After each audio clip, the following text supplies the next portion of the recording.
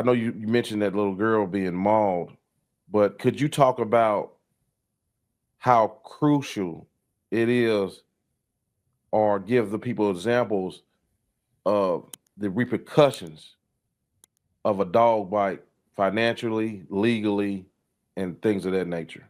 Yeah. So you can be charged criminally first and foremost, right? If the negligence is bad enough, if you have a dangerous dog and and that dog attacked somebody, and that's what happened in the case when I was a prosecutor. A lady had some dangerous dogs, and I forget what breed they were, but they were aggressive breeds, and she had them outside in a cage that was flimsy that the dogs had gotten out of before.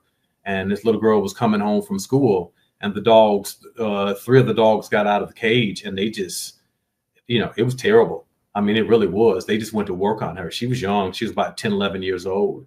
And ultimately she, I remember visiting her in the hospital at, Eggleston here, our children's hospital.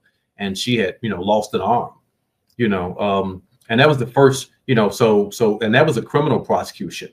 Up until that point, all of our prosecutions had been against dog owners who had neglected their animals, and had done bad things to them, and not against dog owners who had neglected their animals by not properly securing them. And so, that was the first prosecution I had seen.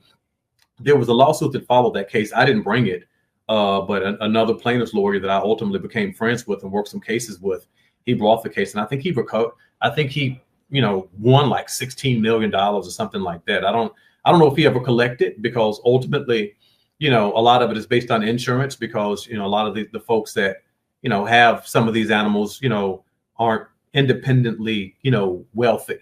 You don't ride through Beverly Hills and see, a bunch of, big bad dogs. People are walking around with lap dogs and stuff like that, Mm-hmm. And it's not to say that we haven't brought cases against wealthy people in wealthy communities, because we have, but you just don't see as much of it.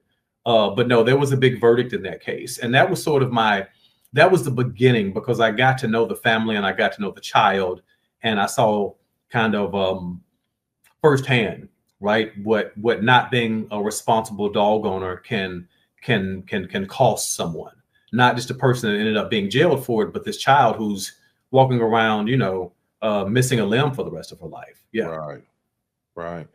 So, I mean, even with the beware of dog signs, what does that mean to you as an attorney, and somebody still gets bit? Yeah. Yeah.